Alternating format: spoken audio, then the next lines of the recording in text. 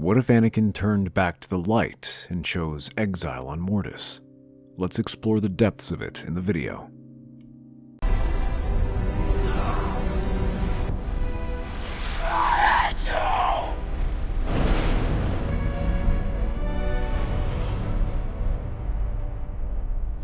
You were my brother, Anakin! I loved you! Obi-Wan stares at the battered form of his student at the foot of the lava pool. It would only be a few moments until it reached him. Part of Obi-Wan wants to see Anakin burn.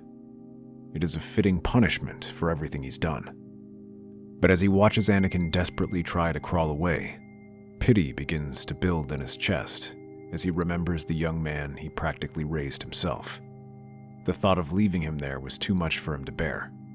Slowly, Obi-Wan makes his way down and begins to pull Anakin up, dragging him away from the fire. Just in time, too, as he hears the engines of an approaching starship and realizes that Palpatine is approaching. Obi-Wan pulls Anakin away and places him beside Padme and takes them to the medical station where he orders the medical droids to tend to him. When Padme wakes up, she is surprised to hear that Anakin is not only alive, but battling for his own life in the next room. This gives her the strength to keep fighting and finish giving birth. Meanwhile, Anakin's condition is more severe as he lost more of his limbs, requiring cybernetic replacements. It was only because of Obi-Wan's timely intervention that Anakin was saved from being completely burned. Yoda is surprised to see Anakin still alive, but Obi-Wan insists that he could not bring himself to leave his friend. To his surprise, Yoda does not condemn him. So much loss the Jedi have seen. Pile onto it. No good will come. When Anakin wakes up, he's surprised to see Obi-Wan by his side. The older Jedi's expression is guarded, but he seems hopeful. You're awake. And you saved me. I did. Padme is safe too. Your children are with her. You can see them if you like. In a moment. Why did you save me? You could have left me there. For a moment, I thought you did. Anakin, you've committed horrific acts. Unspeakable evil. By all accounts, you deserve what punishments you get.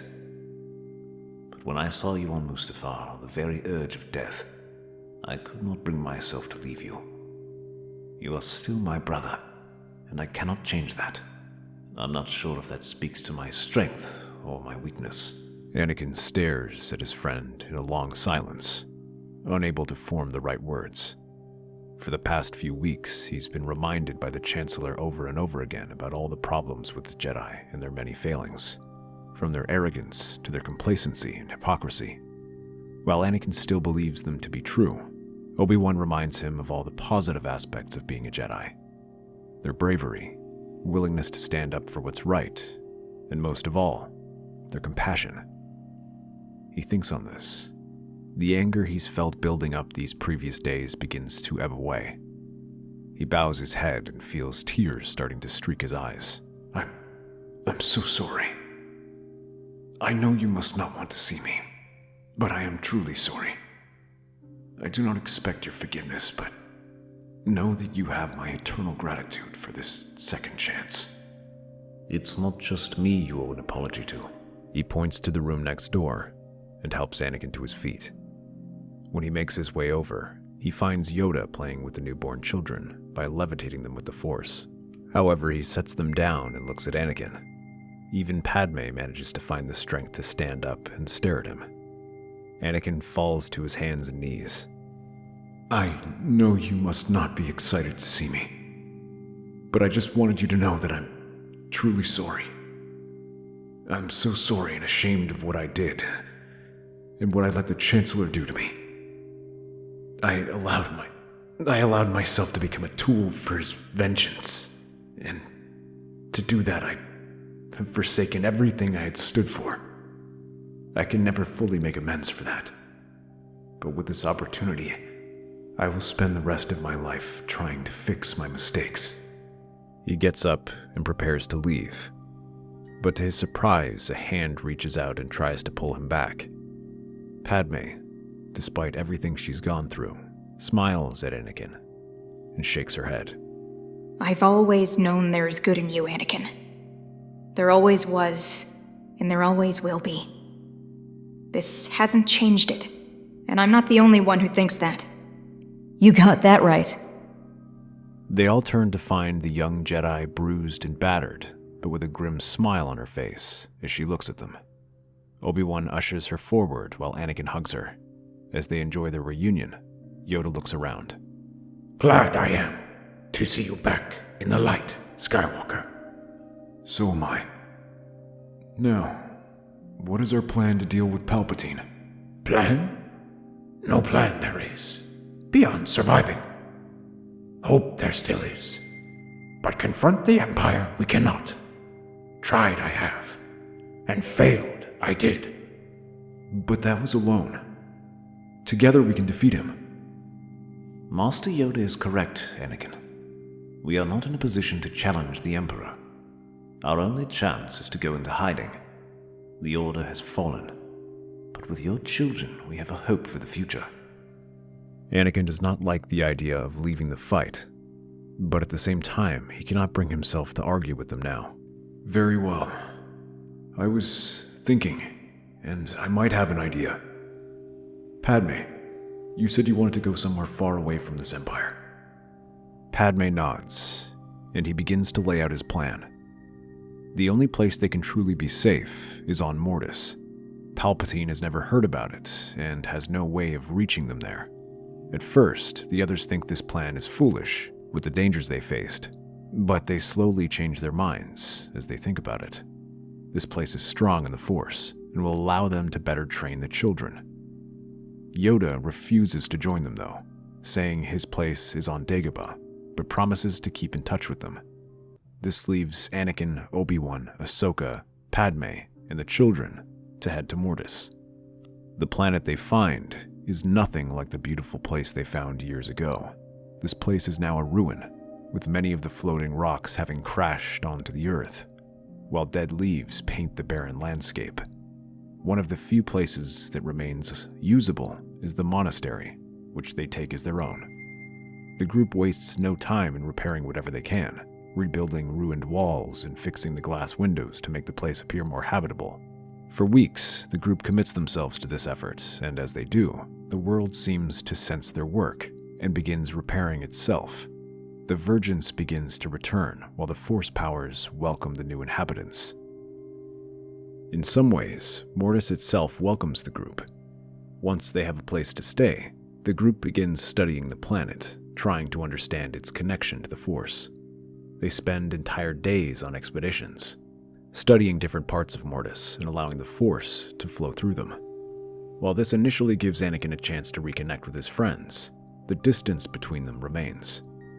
As the emotions wear off and they have a chance to fully make sense of what happened, they still cannot get past the horrific things Anakin's done over the past few months, from murdering younglings to supporting the Emperor's rise to power.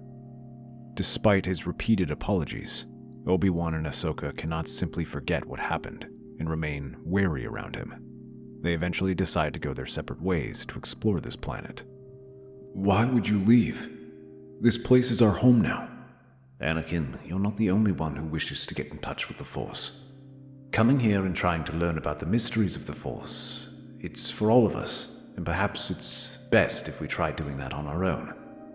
Master, if this is because of everything I did... Master, it isn't just that. Our role in the galaxy has changed too, and we need to figure that out. Although he's hurt by this news, he agrees with their decision.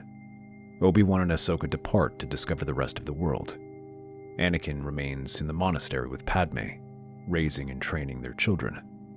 The power of Mortis provides an excellent training ground for them, giving them plenty of opportunities to harness their power. For a while, it does keep Anakin occupied, but he continues to wonder about his friends and whether they have truly forgiven him. This opens him back up to the influence of Palpatine. Although he doesn't know where Anakin is exactly, he can still sense him with the Force and begins sending him visions again. The Emperor first shows him a vision of his friends lost in the far reaches of Mortis. struggling to get home as they are subjected to brutal weather conditions or temptations of the dark side. Anakin tries to shake these visions aside, feeling the familiar temptation, but Palpatine refuses to let go and continues to send these dreams. He slowly begins to ramp up his attack, showing them being turned to the dark side, or even dying in Mortis's brutal conditions. These eventually take their toll on Anakin, who struggles to sleep and tries to meditate for guidance. But as he closes his eyes, he begins to visualize Palpatine, who gives him a cruel smile. Anakin, my boy, it's been a long time. You! Get away from here, Palpatine. You are no longer welcome in my life. You're troubled. I can feel it. Visions and nightmares torment your soul. Yeah, and I wonder why. I know you were responsible for this. Am I now? Not your friends who have abandoned you? That's not true. Obi-Wan, Ahsoka, they'd never abandon me. I believe in you too. I see your strength, your potential. You are far more than they ever comprehended. Please, Anakin, return here and let me train you. I will never join you.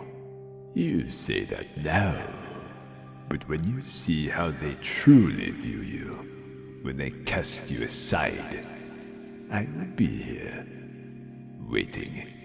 Anakin awakens, feeling his face soaked in a cold sweat as he tries to take things in. But he can't shake these thoughts aside as the seeds of doubt were planted. Even as he trains his children, he cannot help but think of this. Thankfully, their training advances quickly, with the pair becoming accomplished Force users, enough that Anakin raises them to the rank of Jedi Knights. To celebrate the occasion, he decides to have a small ceremony for them, with him and Padme witnessing the event. As they gather around the courtyard, Anakin smiles at the two of them. Last to the celebration, I hope I am not. Master Yoda, I didn't expect you here. The old Jedi hobbles over beside Padme and takes his seat with a smile. Unexpected it was, but sense it I did. The completion of their journey.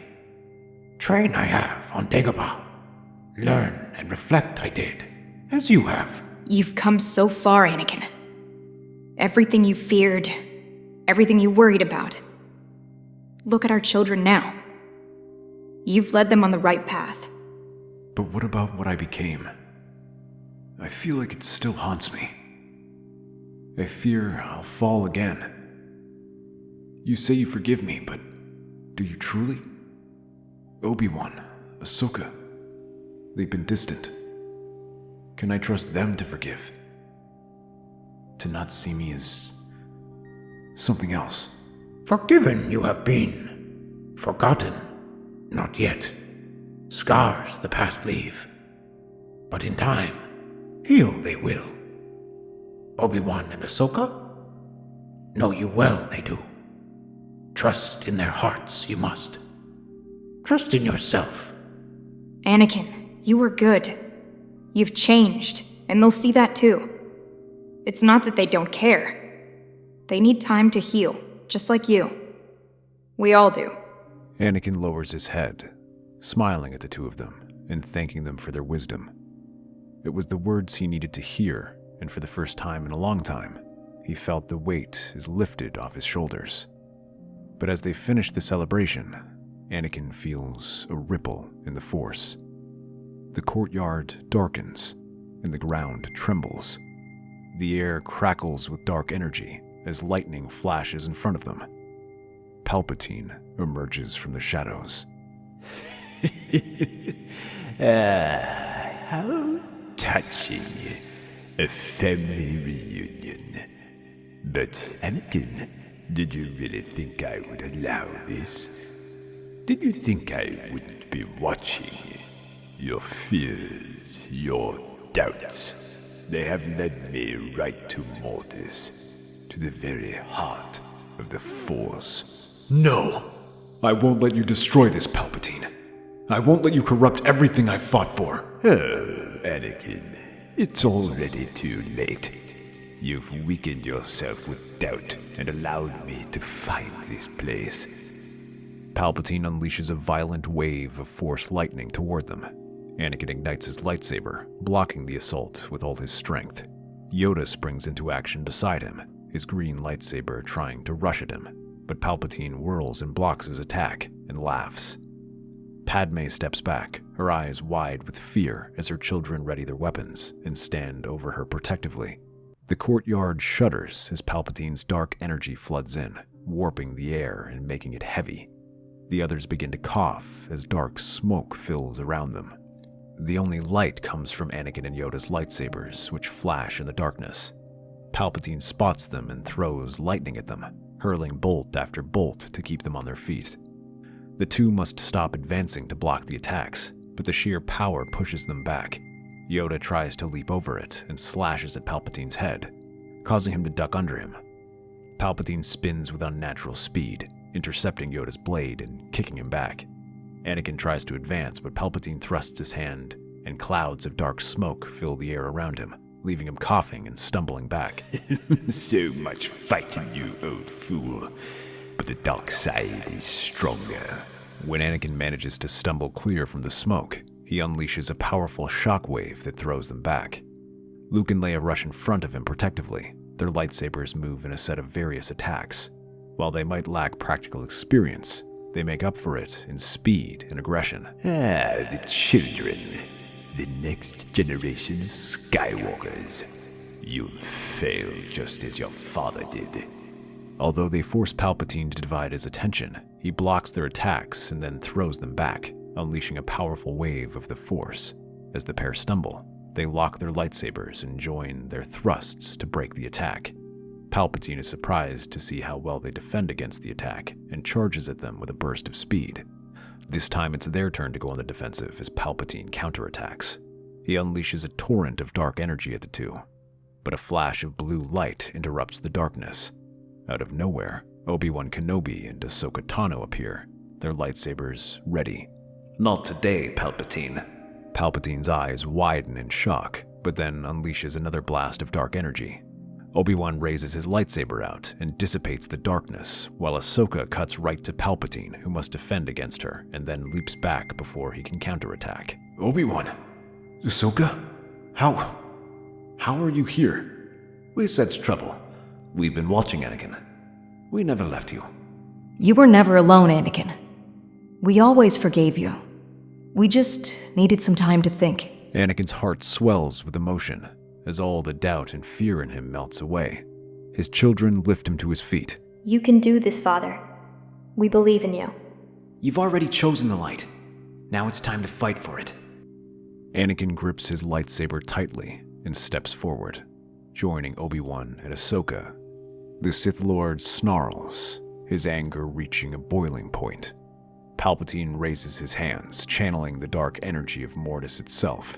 The ground beneath them cracks and splits, the sky above swirling with violent dark clouds. His body pulses with the raw power of the dark side, and it seems for a moment that even the combined strength of the Jedi might not be enough. I am the dark side. In trouble, then, the dark side is. He suddenly rushes forward and slides underneath Palpatine, who blocks against his attack. This leaves him open as Luke and Leia hurl debris at him, leaving him stumbling around. When he finally brings his lightsaber up to defend against these attacks, Ahsoka rushes forward from the side and whirls around. At last, Obi-Wan and Anakin attack from the front, their lightsabers bearing down on him. This pushes Palpatine on the defensive, fighting like a cornered animal as he tries to get the ground to crack under their feet.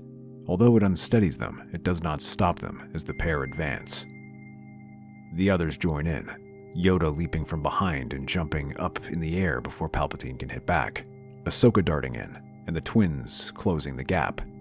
But Anakin is the one who leads the charge, his movements becoming more aggressive as he presses forward, moving like a blur as he draws on the power of Mortis, just like Palpatine. He now defends as the ground itself lends Anakin strength. Rather than slowing down, He speeds up and pushes Palpatine to the breaking point. The Emperor's movements become wilder and more erratic. With their final blow, their lightsabers clash, and Palpatine's defenses shatter. He crumples under the attack and feels Anakin's lightsaber drive into him. The Sith Lord lets out a guttural scream as his body disintegrates into a cloud of dark energy, which dissipates into the air. As the last of his body vanishes, peace is restored to Mortis. Light begins to emerge from the clouds as the dark mist surrounding the ground vanishes, restoring the verdant landscape. The group sits in the courtyard, watching the starry night overhead as they enjoy the peaceful night, the first of many in the galaxy. That's our theory. The Star Wars universe is a galaxy filled with exciting stories and possibilities, and we love exploring them. If you want to accompany us on this journey to a galaxy far, far away, then please like, share, and subscribe to our channel.